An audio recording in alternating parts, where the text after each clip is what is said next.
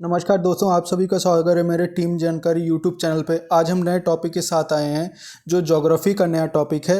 भारत की भूगर्भिक चट्टानें, उनमें मिलने वाले खनिज के बारे में आज हम जानकारी लेंगे। तो भारत में कितने तरह की चट्टानें मिलती हैं, कहाँ कहाँ इनका विस्तार है और कौन कौन सी खनिज मिलते हैं, इन सब के बारे में हम विस्तृत जानकारी के साथ इस यूट्यूब चैनल पे बताने की पूरी कोशिश करेंगे। और इस वीडियो में पूरा कोशिश ये रहेगी आपको ये चट्टानों की टॉपिक हमेशा के लिए याद हो जाए। पूरा हम एनिमेशन के साथ जानेंगे कहाँ कहाँ पे ये चट्टानें मिलती हैं। तो चलिए आइए जानते हैं कौन सी चट्टानें। अगर हम भारत में अध्ययन करें कितने टाइप की चट्टानें मिलती हैं, तो 6 तरह की चट्टानें मिलती हैं जो अलग अलग काल में अपना रूप धारण की है। ठीक है, तो हम ये जानेंगे कि कौन सी भूगर्भीय इतिहास के आधार पर भारत में पाई जाने वाली चट्टानों को अनेक निर्माण क्रम प्राचीन से नवीन हुआ। मतलब ये कहने का तात्पर्य है कि प्राचीन क्रम से नवीन की ओर अगर बढ़ेंगे तो हमें 6 तरह की चट्टानें मिलेंगी। कौन सी? आर्कियन क्रम की, धारवाड़, कडप्पम, विंध्यन, गोंडवाना और दक्कन ट्रेप की क्रम की चट्टानें मिलेंगी। अगर आपसे प्रश्न एग्जाम में पूछता है कि सबसे प्राचीन क्रम की चट्टानें भारत में कौन सी हैं, तो आप क्या बताएंगे? आर्कियन क्रम की चट्टानों सबसे प्राचीन है। और सबसे पूछ लेंगे सबसे पुरानी क्रम की चट्टानें कौन सी हैं, तो आप कौन से बताएंगे? दक्कन ट्रेप की चट्टानें सबसे नवीन चट्टानें आती हैं। ठीक है, अगर नवीन चट्टानों के बारे में पूछेगा तो भारत में कौन सी नवीन चट्टानें हैं? दक्कन ट्रेप की चट्टानें नवीन क्रम की चट्टानें कही जाती हैं। और इसी के साथ एक और प्रश्न पूछ लेगा, सबसे ज़्यादा कौन सी चट्टान है जिसमें खनिज पदार्थ और बहुत ज़्यादा समृद्ध चट्टानें मानी जाती? कौन सी मानी जाती हैं सबसे समृद्ध? तो आप बताएंगे धारवाड़ क्रम की चट्टानें। यही आगे हम विस्तृत रूप से जानेंगे और एनिमेशन के तरीके से जानेंगे, जिससे आपको समझ लग जाए ये चट्टानें कहाँ मिलती हैं और कौन सा खनिज पदार्थ यहाँ मिलता है। मैप में भी बताएंगे और याद कराने की पूरी कोशिश करेंगे। चलिए आइए जानते हैं। सबसे पहले जो क्रम की चट्टानें आई वो आर्कियन क्रम की चट्टानें आई, जो भारत में मिलती हैं, जो सबसे प्राचीन है, जिनका विलुप्ति की स्थिति में इसका निशान हो चुका है। ठीक है, दूसरे क्रम की चट्टानें जो होंगी वो होंगी धारवाड़ क्रम की चट्टानें, जो सबसे पुरानी तो नहीं, आर्कियन क्रम की चट्टानों के निक्षेपण से ये बनी हुई चट्टानें, जिसे धारवाड़ क्रम की चट्टानें कहते हैं। फिर तीसरे क्रम की जो चट्टानें होंगी वो है कडप्पम क्रम की चट्टानें। फिर चौथे नंबर पे जो आ रही है वो है कौन सी चट्टानें? गोंडवाना क्रम, विंध्यन क्रम की चट्टानें हैं जो चौथे नंबर पे हैं। फिर 5वें नंबर पे गोंडवाना क्रम की चट्टानें। फिर छठे पे हैं दक्कन ट्रेप की चट्टानें। अब ये कहाँ कहाँ मिलती हैं, इसमें कौन कौन से पदार्थ होते हैं, इन सब का विस्तृत रूप से अध्ययन करेंगे।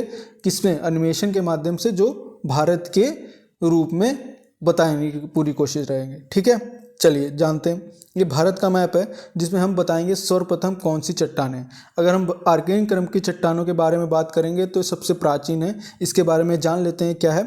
ये है सर्वाधिक प्राचीन और प्राथमिक अग्नि चट्टानें हैं। ये चट्टानें तब हुई थी जब पृथ्वी की उत्पत्ति हुई थी और लावा के पिघलने और उसके ठंडा होने से उसके सरफेस पे पूरी तरीके से जम गई थी। ये तो कौन क्रम की चट्टानों में हुई थी? ये सारी स्थिति आर्कियन क्रम की चट्टानों में हुई थी। ठीक है, फिर दूसरा पॉइंट आता है, इस चट्टानों में जीवाश्म नहीं पाया जाता। इसका कारण ये होता है क्योंकि इसमें लावा की अधिकता और गर्मी के कारण इसमें जीवाश्म अधिक समय तक टिक नहीं पाए, जिसके कारण से इसमें जीवाश्म नहीं पाया जाता है। इसी तरीके से हम जब ज्वालामुखी की बात करेंगे नेक्स्ट टॉपिक नेक्स्ट वीडियो में, तो उसमें ये बताएंगे कि किस क्रम की कौन सी चट्टानों में जीवाश्म नहीं होता। तो अग्नि शैल या अग्नि चट्टानों में जीवाश्म नहीं होता, और किस में होता है? अवसादी चट्टानों में क्या होता है? जीवाश्म होता है। ये हम नेक्स्ट वीडियो में जाएंगे। यहाँ पे हम सिर्फ यही जानेंगे कि इन चट्टानों में जीवाश्म नहीं पाया जाता है।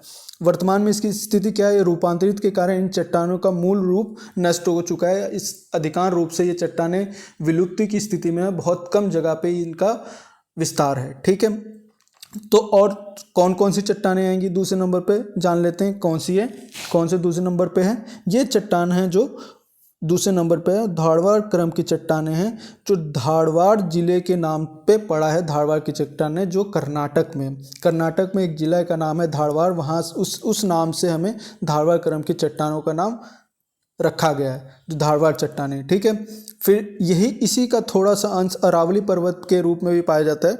यहाँ पे भी कुछ अवशेष धारवाड़ क्रम की चट्टानें हैं जो अरावली पर्वत में मिलती हैं। ठीक है, फिर तीसरे नंबर पे जो आती है वो चट्टान है कडप्पम क्रम की चट्टानें, जो आंध्र प्रदेश में मिलती हैं। ठीक है, फिर आता है विंध्यन क्रम की चट्टानें, जो यहाँ मिलते हैं विंध्य पर्वत के आसपास के क्षेत्रों में। ये चट्टानें जो होती हैं भवन निर्माण के लिए इसका प्रयोग अधिक किया जाता है। ये आगे हम जानेंगे कि इसका प्रयोग कहाँ होता है, कौन कौन से खनिज मिलते हैं। फिर आता है कौन सा, गोंडवाना क्रम की चट्टानें। गोंडवाना क्रम की चट्टानें झारखंड, उड़ीसा, पश्चिम बंगाल, बिहार, यहाँ पे ये चट्टानें मिलती हैं, जिसका हम आगे के वीडियो में जानेंगे। फिर लास्ट में आता है कौन सी, दक्कन ट्रेप की चट्टानें। अधिकतर रूप से ये महाराष्ट्र, कर्नाटक, तमिलनाडु, गुजरात, मध्य प्रदेश में ये इस क्रम की चट्टानें मिलती हैं, जिसको हम दक्कन ट्रेप चट्टानें कहते हैं। ठीक है, अब हम सर्वप्रथम जानेंगे इनका विस्तार कहाँ कहाँ पे है। तो आर्केयन क्रम की चट्टानें जो हैं वो क्या हैं, आर्केयन क्रम की चट्टानें मुख्य रूप से कर्नाटक, तमिलनाडु, आंध्र प्रदेश, मध्य प्रदेश, उड़ीसा, छोटा नागपुर का पठार, दक्षिण पूर्वी राजस्थान और बुंदेलखंड में पाई जाती हैं। इन चट्टानों में जीवाश्म नहीं पाया जाता है, जिससे पहले अभी मैंने बताया था। ठीक है, तो ये कहाँ कहाँ पे मिलती है, मध्य प्रदेश में मिलेंगी आपको। फिर इसका ये कहाँ मिलेंगे, कर्नाटक में मिलेंगी। फिर ये कहाँ मिलेंगी, तमिलनाडु में मिलेंगी। और फिर कहाँ मिलेंगी, आंध्र प्रदेश में मिलेंगी। और कुछ अंश जो मिलेगा वो उड़ीसा में भी इसका मिलेगा। ये मैंने कहा कि ये जो चट्टानें ये विलुप्त हो चुकी हैं, लेकिन कुछ अंश इनका इन स्थानों पे पाया जाता है जो बिखरा हुआ है। जो सर्वप्रथम चट्टानें जो सबसे नीचे दबी हुई हैं, ये चट्टानें आर्केयन क्रम की चट्टानें हैं। ठीक है, तो दक्षिण पूर्व का राजस्थान कुछ है, कुछ छोटा नागपुर का पठार है। कहाँ कहाँ पे छोटा नागपुर का पठार होगा, ये छोटा नागपुर का पठार है, जहाँ पे कुछ क्रम की चट्टानें इस अंश में थोड़ा सा मिली हैं। कुछ दक्षिण पूर्वी राजस्थान, जो ये स्थान है थार का मरुस्थल के आसपास अरावली पर्वत में, यहाँ पे दक्षिण पूर्वी राजस्थान के आसपास थोड़े अंश की चट्टानें मिल रही हैं। ठीक है, फिर नेक्स्ट हम जानेंगे दूसरे क्रम की चट्टानें, धारवाड़ क्रम की चट्टानें। ये कहाँ कहाँ मिलती हैं और कौन कौन से खनिज इसमें मिलते हैं। ठीक, जानेंगे। अरावली पर्वत जो कि दुनिया का सबसे प्राचीनतम, ठीक है, वल्लित पर्वतों में से एक का निर्माण इसी क्रम की चट्टानों में हुआ है। मतलब जो प्राचीन वलित क्रम की चट्टानें अरावली पर्वत के आसपास है, वहाँ पे भी धारवाड़ क्रम की चट्टानें मिलती हैं और वहाँ पे भी इनका अवशेष मिलता है मुख्य रूप से।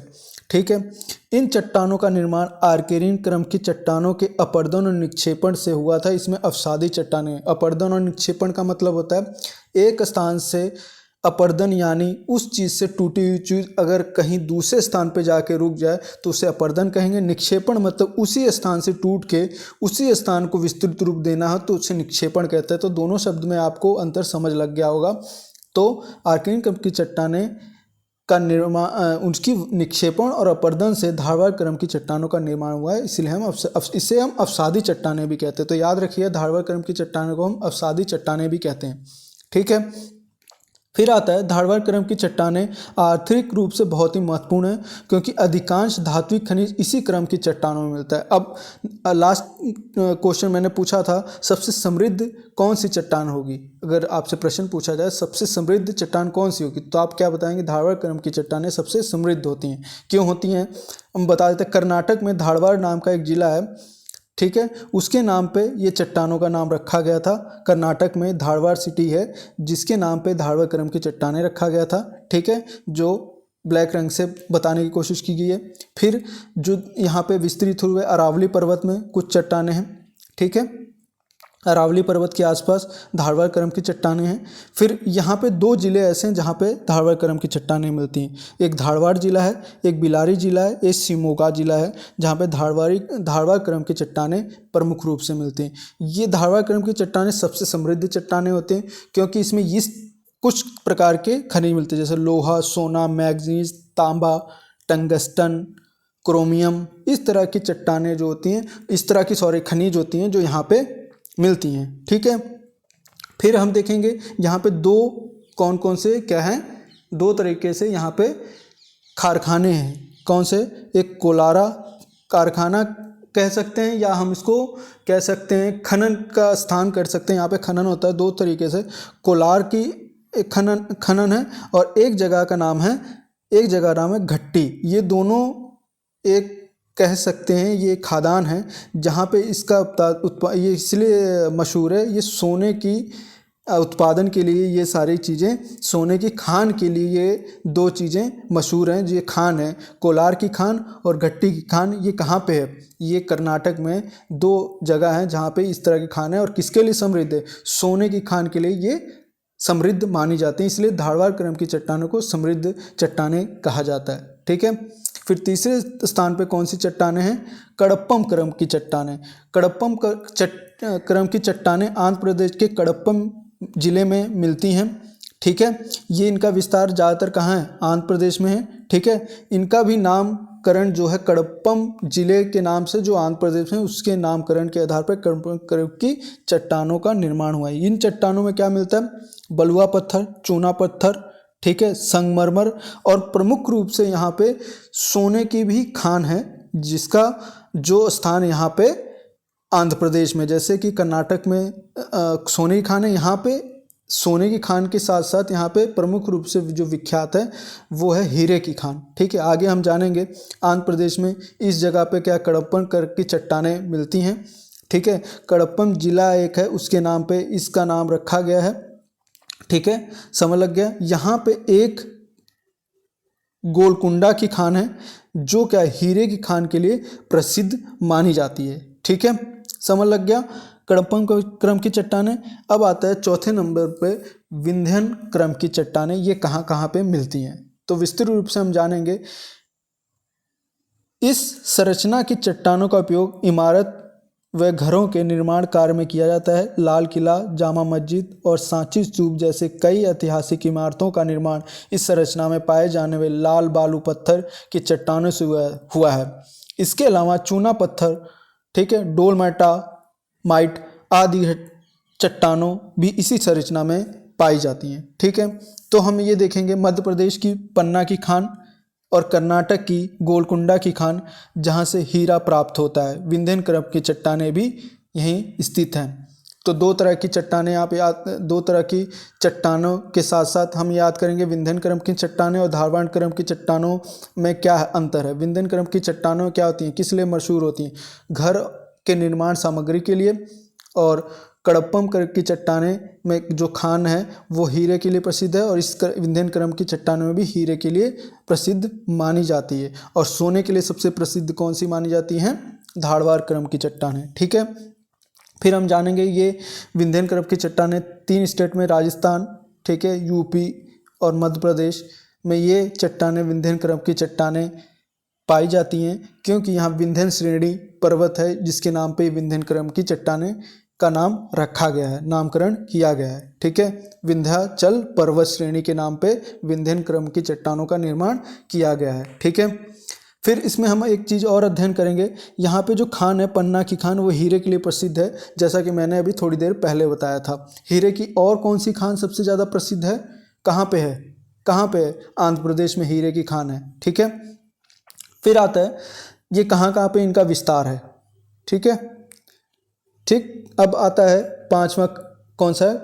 गोंडवाना क्रम की चट्टानें। गोंडवाना क्रम की चट्टानें कहाँ कहाँ पे मिलती हैं? एक तो बिहार में, ठीक, दूसरा झारखंड में, तीसरा कहाँ पे? उड़ीसा में, चौथा पश्चिम बंगाल में। ये सब क्रम, इन चट्टानों का निर्माण क्या कार्बोनिफेरस से जुरासिक काल के बीच में हुआ। गोंडवाना शब्द की उत्पत्ति मध्य प्रदेश के गोंड क्षेत्र के नाम से पड़ा है। भारत का अधिकांश कोयला गोंडवाना क्रम की चट्टानों में मिलता है। ठीक है, 98% जो कोयला मिलता है वो भारत में कहाँ? गोंडवाना क्रम की चट्टानों में मिलता है। ठीक है, अब यहाँ पे गोंडवाना क्रम की चट्टानों में नदी घाटी में मिलता है। कौन सी पहली नदी घाटी है? दामोदर नदी घाटी। दूसरा है हमारे पास महानदी घाटी। तीसरा है गोदावरी नदी घाटी। इनमें इन तरह की चट्टानें, गोंडवाना क्रम की चट्टानें मिलती हैं। ये क्या है? सिंगरौली, यहाँ पे 3 गोदावरी में सिंगरौली खदान आंध्र प्रदेश कोयला के लिए प्रसिद्ध है। ठीक है, कौन सी? गोदावरी नदी घाटी में। अब क्वेश्चन ये पूछता है गोदावरी नदी घाटी में कौन सी प्रसिद्ध खदान है कोयले की? तो आप क्या लिखेंगे? सिंगरौली खदान आंध्र प्रदेश में कोयले के लिए सबसे विख्यात है, जो गोदावरी नदी घाटी में फैली हुई है। ठीक, फिर आता है दामोदर नदी घाटी में एक कोयला क्षेत्र है जो कहाँ पे है? झारखंड में है। उसका नाम है हरिया कोयला क्षेत्र, झारखंड, जो दामोदर नदी घाटी क्षेत्र में विस्तृत है। ठीक है, तो क्वेश्चन पूछेगा गोदावरी नदी घाट में कौन सी खदान है और दामोदर नदी घाट में कौन सी खान है जो कोयला के लिए विख्यात है। ठीक है, फिर कह सकते हैं भारत में 98% कोयला गोंडवाना लैंड की चट्टानों में निकलता है। तो दूसरी श्रेणी का कोयला यहाँ पे मिलता है। कौन सा मिलता है? बिटुमिनस कोयला द्वितीय श्रेणी का होता है। प्रथम श्रेणी का कौन सा कोयला होगा? एंथ्रेसाइट कोयला जो होता है वो प्रथम श्रेणी का। तो द्वितीय श्रेणी का कोयला अधिकांश भारत में कहाँ मिलता है? गोंडवाना क्रम की चट्टानों में मिलता है, जो दामोदर नदी घाटी, महानदी और गोदावरी नदी घाट में मिलता है। ठीक है, फिर इन्होंने बताया इस कोयला यहाँ पे अधिकांश कोयला क्षेत्र होता है जो इन नदी घाटी में मिलता है। ठीक है, और यहाँ पे ज़्यादातर अच्छे किस्म का कोयला जो 98% प्रोड्यूस होता है वो यहाँ से प्रोड्यूस होता है, जहाँ पे दामोदर नदी घाटी, महानदी घाटी और गोदावरी नदी घाटी में मिलता है, जो गोंडवाना क्रम की चट्टानों के लिए प्रसिद्ध है। ठीक है, तो अंतिम रूप से आता है दक्कन ट्रेप की चट्टानें। हम ये देखेंगे कहाँ पे इसका विस्तार है। ठीक है, मेसोजोइक युग के अंतिम में अर्थात क्रिटेशियन काल में प्रायद्वीप भारत में हुई दरारी ज्वालामुखी के कारण या सीढ़ी नुमा दक्कन ट्रेप का निर्माण हुआ। ठीक है, ये चट्टानें क्या हैं? बेसाल्ट चट्टानें कहा जाता है। बेसाल्ट और हम ग्रेनाइट दोनों के बारे में मैं इसी वीडियो में डिस्कस कर लेंगे थोड़ा सा, जो कि बहुत ही कठोर होती है। ठीक है, दीर्घकाल में इसका निक्षेपण और का रैगून और काली मिट्टी का निर्माण भी यहाँ पे हुआ। यहाँ पे संरचना मुख्य रूप से महाराष्ट्र, गुजरात, मध्य प्रदेश में पाई जाती है। तो हम यहाँ पे दक्कन ट्रेप की पहले जान लेते हैं यहाँ पे निर्माण किया हुआ। महाराष्ट्र और गुजरात के तट के आसपास जब अफ्रीका से ये अलग हुआ ये प्लेट, तो इसका क्या हुआ? यहाँ पे उद्गार हुआ ज्वालामुखी का, और वो जब उद्गार हुआ तो उसका पूरा फैलाव महाराष्ट्र, गुजरात, मध्य प्रदेश, तमिलनाडु, कर्नाटक, केरल के आसपास के क्षेत्रों में हुआ, जो बेसाल्ट की चट्टानों का निर्माण किया है। बेसाल्ट चट्टानें होती हैं जो लावा उसके मुख से निकलने के बाद धरातल में फैल जाता है, उसे बेसाल्ट चट्टान कहते हैं। और ग्रेनाइट क्या होता है? जो उसी के क्रिएटर के अंदर, ज्वालामुखी के अंदर, धरातल के अंदर अपना एक रूप धारण कर लेती है, वहाँ पे बिछा देती है, उसे ग्रेनाइट चट्टानें कहते हैं। तो बेसाल्ट जो चट्टानें होती हैं धरातल पे बिछ जाती हैं। ठीक है, जिसका निर्माण ज्वालामुखी उद्गार से होता है। फिर वहीं पे उसी ज्वालामुखी के उद्गार के बाद जब निक्षेपण और अपर्दन होता है तो वहाँ पे काली मिट्टी का निर्माण होता है, जो वहाँ पे लावा बना है, अवसादी लावा, उससे जो धरातल बना है उसके नदी द्वारा निक्षेपण अपर्दन करने के कारण वहाँ पे रैगून यानी काली मिट्टी, रैगून और काली मिट्टी दोनों का नाम सेम है। ठीक है, वहाँ पे उसका भी निर्माण होता है, जिसकी वजह पे दक्कन ट्रेप की चट्टानें बहुत विस्तृत रूप से पश्चिमी प्रायद्वीप भारत में फैली हुई हैं। ठीक है, कौन कौन से स्टेट हैं? महाराष्ट्र, गुजरात, मध्य प्रदेश, इन सब तरह की चट्टानें इन प्रदेशों में पाई जाती है। सर्वप्रथम गुजरात को ले लेते हैं प्रमुख रूप से, मध्य प्रदेश को ले लेते हैं और महाराष्ट्र को लेते हैं। ठीक है, इस तरह की चट्टानें दक्कन ट्रेप की बेसाल्ट चट्टानों के द्वारा इनका निर्माण हुआ है, जैसा कि मैंने बताया है। फिर इसमें और चीज़ें क्या ध्यान देने वाली? दक्कन ट्रेप का विस्तार अधिकतम महाराष्ट्र में 70 से 80% और आंशिक रूप से गुजरात और मध्य प्रदेश में इनका विस्तार है, जो दक्कन ट्रेप नाम की चट्टानों से जानी जाती हैं। ठीक है, फिर दक्कन ट्रेप इन स्थानों में प्रमुख रूप से पाया जाता है। ठीक है, जिसका रूप हमने बताया। तो आप लगभग इस टॉपिक से अवगत हो गए होंगे और पूरी जानकारी 6 तरह की चट्टानों के भारत में किस तरह से पाई जाती हैं उसका अध्ययन आप समझ गए होंगे। इसी के साथ साथ मेरी एक गुजारिश है, इस चैनल को सब्सक्राइब करिए। कोई समस्या हो कमेंट करिए, मैं एक एक कमेंट को पढ़ूंगा और उसका रिप्लाई करने की पूरी कोशिश करूंगा। ठीक है, इससे संबंधित अगर कोई समस्या है तो प्लीज़ कमेंट करिए और इस वीडियो को लाइक करिए। ठीक है, सब्सक्राइब करिए। यही मेरी गुजारिश। आने वाले टाइम में भी इस तरह की वीडियो मिलेंगी एनिमेशन के दौर में। बहुत बहुत धन्यवाद।